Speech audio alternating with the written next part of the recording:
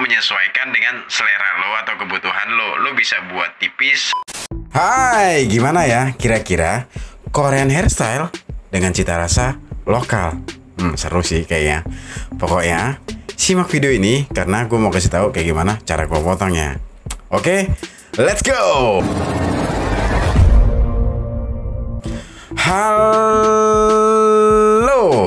gue Dedi pakai Y, bukan pakai I. Halo teman-teman, apa kabar kalian semua di sana? Mudah-mudahan baik-baik aja ya. Dan kalian tetap percaya dan terus percaya.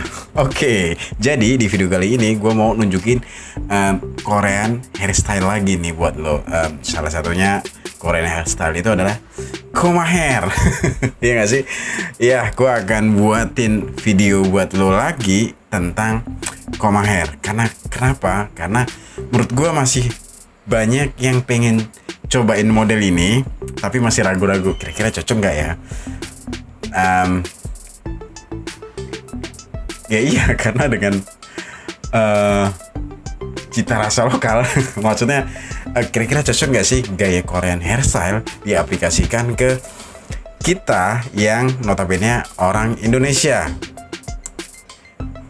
Ya nggak sih, yang berkulit sawo matang, ya kan? Pokoknya dengan cita rasa lokal deh. Ya. Oke, paham maksud gue? Jadi di video kali ini gue mau nunjukin ke lo kayak gimana sih cara gue potong Koma hair di rambutnya orang Indonesia yang nggak jauh beda tentunya ya, karena sama-sama Asia, mungkin bedanya dengan di warna kulit aja. Kebanyakan kan kalau Indonesia dengan warna kulit sawo matang, kalau yang Korea itu lebih ke putih, bener gak sih? Jadi kayak gitu teman-teman. Kali ini ya langsung aja gue ceritain kayak gimana cara gue potongnya. Seperti biasa, rambut bagian atas gue parting untuk memisahkan antara rambut bagian atas dan rambut bagian bawah. Kalian bisa perhatikan di situ rambut bagian atas gue jepit, artinya gue parting. Tujuannya memisahkan rambut bagian atas dan rambut bagian bawah. Supaya apa? Supaya gue gampang dan lebih mudah untuk potong rambut bagian samping dan belakangnya. Oke? Dan dimulai dengan guard nomor 3 tadi. Karena kebetulan customer gue tuh pengen yang agak tipis dan gradasi. Artinya apa? Gue tetap memperhatikan selera atau kebutuhan customer gue. Sebetulnya rambut dia udah, kalau bisa dibilang udah Korean hairstyle sih tadi, tapi kalau dilihat secara detail rambut bagian samping dan belakangnya itu udah agak tebal atau memang udah tebal. Jadi kalau ngaca ke depan tuh diperhatikan bagian samping pasti sudah ngembang. Nah, bagian itulah yang kali ini gue rampingkan teman-teman. Jadi gue pendekin rambut bagian samping dan belakang, artinya gue rampingkan supaya apa? Supaya kalau ngaca tuh bagian sampingnya nggak ngembang. Jadi kalau bagian sampingnya ngembang itu akan mempertegas lagi, wajahnya akan tampak lebih bulat. Nah ini kayaknya perlu lo perhatiin kalau lo yang punya pipi tembem. Nah kalau bagian samping lo udah tebel, pasti itu akan mempertegas bentuk wajah lo yang bulat dan akan semakin bulat. Nah makanya gue sarankan untuk lo yang pipinya tembem, cenderung enggak tirus, kalau rambut bagian sampingnya udah tebel ya sebaiknya dirampingkan. Dirampingkan itu artinya dipendekkan. Pendeknya itu tetap menyesuaikan dengan selera lo atau kebutuhan lo. Lo bisa buat tipis, lo bisa buat fade, taper, atau bahkan trim aja. Yang penting waktu lo ngaca di area sisi samping, paham ya? Area sisi samping itu yang di area di atas telinga itu. Jadi kalau ngaca pasti kalau udah tebel akan tampak lebih bulat buat lo yang berpipi tembem. Oke, jadi kali ini gue ceritain kayak gimana cara gue potongnya. Tadi udah gue mulai pakai guard nomor 3 teman-teman di bagian samping dan belakang sebagai baseline atau garis dasar. Terus berikutnya gue lanjutin pakai guard nomor 2 hanya di bagian samping dan belakang. Nah, kenapa? Karena gue pengen buat gradasi di situ di bagian samping dan belakang. Biasanya kan Korean hairstyle nggak setipis itu. Iya benar. bener teman-teman. Tapi kan tebel tipisnya itu tetap bisa disesuaikan dengan selera ya. Jadi untuk kali ini bagian samping dan belakangnya memang gue ngikutin selera customer gue kali ini yang pengen sedikit agak tipis dan ramping di bagian sampingnya, karena dia ngerasa kalau udah tebel itu ngerasa tambah tembem atau tambah bulat aja bentuk wajah dan atau kepalanya, karena dipertegas dengan rambut bagian samping yang sudah mulai mengembang. Nah, jadi tipsnya itu teman-teman, kalau lo yang pengen potong atau ngerasa rambut bagian samping lo udah tebel, coba deh perhatiin, pasti akan lebih itu akan ngaruh ke bentuk wajah kalian. Nah, jadi itu ya salah satu tips gua. Jadi buat aja ramping di bagian samping. Untuk ketipisannya lo bisa sesuaikan dengan selera lo. Lo bisa buat tipis banget atau jangan tipis-tipis atau jangan sampai habis. Itu lo sesuaikan aja dengan selera. Artinya apa?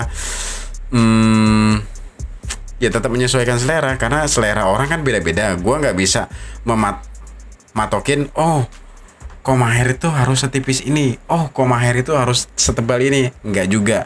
Kita cukup mengadaptasi bentuk keseluruhannya, tapi secara detail tetap kita harus nyesuaiin selera atau kebutuhan masing-masing. Oke? Gua nggak terlalu jelasin detail cara gue potong samping dan belakangnya ya, karena gue udah udah banyak kayaknya video gue tentang mendekin rambut bagian samping dan belakang. Jadi di video ini gue lebih ke pengen nyampein tips atau pandangan gue tentang gaya rambut, khususnya kali ini di video ini Korean hairstyle ya. Cocok gak sih Korean hairstyle yang notabene mungkin apa ya Asia gitu diaplikasikan ke lokal itu maksudnya Indonesia ya, kayak ya wajah atau bentuk wajah atau warna kulit Indonesia ya. Dan menurut gua ya fine aja, karena gaya rambut itu tidak terfokus. Artinya tidak bisa didominasi hanya dari satu ras manusia aja. Jadi gaya rambut itu menurut gue ya bisa diaplikasikan ke mana-mana aja sih. Mau ke barat, timur, Asia atau Eropa, tetap kita bisa mengaplikasikan ke rambut di apa sih, bingung gue, mengaplikasikan ke rambut di warga lokal. Oke. Di kepala gue tuh ada yang pengen gue sampaikan, tapi gue bingung membahasakannya. Mudah-mudahan kalian paham apa yang gue maksud ya. Gini deh contohnya, fade itu kan dimulai dari, kalau nggak salah ya, dari kulit hitam, tapi diaplikasikan ke Eropa yang berkulit putih pun oke-oke aja. Terbukti diaplikasikan ke Asia, khususnya Indonesia, cocok-cocok aja. Terus slick back klasik, di sono ada, ya kita juga di sini ada. Artinya apa? Gaya rambut itu nggak bisa digeneralisirkan hanya di ras manusia tertentu. Jadi bingung. Iya kan? Maksud kan apa yang gue maksud? Kecuali mungkin yang karakter rambutnya afro, itu mungkin lebih cocoknya nggak usah melebar ke sana ya. Intinya gaya rambut itu bisa diaplikasikan ke warga mana aja ya, entah itu dari Asia, Eropa atau Amerika, asalkan kita bisa menyesuaikan dengan selera atau kebutuhan masing-masing. Pertama itu, dan ya tetap ya di sono punya rambut, di sini punya rambut, di sana punya bentuk kepala, di sini punya bentuk kepala, bentuk wajah, apapun itu. Artinya tetap ada, kita mengadaptasi bentuknya tapi dengan penyesuaian yang ada. Oke. Aduh, jadi sorry ya kalau agak belibet kali ini, tapi thank you banget. Terima kasih banyak buat lo yang masih stay di video ini, terutama di channel gua. Yang buat teman-teman yang baru gabung ini, tenang teman-teman, gue tidak akan mengingatkan kepada kalian untuk mengetik tombol like dan subscribe. Oke, lo subscribe, makasih. Nggak subscribe nggak apa-apa, intinya gue makasih lo udah mampir di video gue kali ini. Oke. udah ya. Maksud ya tadi apa yang gue maksud? Aduh, tadi gue nggak prepare sih apa yang gue pengen sampaikan. Setidaknya itu ya yang pengen gue sampaikan. Gaya rambut itu nggak bisa didominasi dari ras. Gue nggak mau ngomongin sara ya, jadi ras tertentu. Artinya kita bisa buat gaya rambut yang ada dimanapun kita suka, sesuai dengan selera dan kebutuhan kita. Oke. Sampai mana nih gue motongnya? Nah, mendingan gue lanjut aja sampai mana gue motongnya. Tadi udah gue sasak pakai gunting menipis atau gue tipisin pakai gunting sasak. Ya, udah selesai gue potongnya dan kali ini gue styling. Nah, nih di stylingnya nih. Di stylingnya ini adalah, kalau menurut gue ini adalah tahap finishing. Nah, tahap finishing ini sangat menentukan sekali dengan maksimalnya hasil potongan kita. Artinya, gue ceritain ya, gue punya 3 tahapan dalam haircut. Pertama, planning, kedua cutting, ketiga finishing. Planning itu rencana mau dipotong apa, cutting itu pas motongnya. Nah, finishing ini adalah styling.